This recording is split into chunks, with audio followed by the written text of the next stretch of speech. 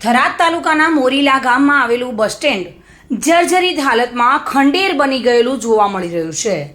જો કે ગામ લોકો બસની રાહ જોતા બસ સ્ટેન્ડ પાસે ઊભા રહે છે અને આ બસ સ્ટેન્ડ ધરાશાયી થવાનો ગ્રામજનોને ભય સતાવી રહ્યો છે।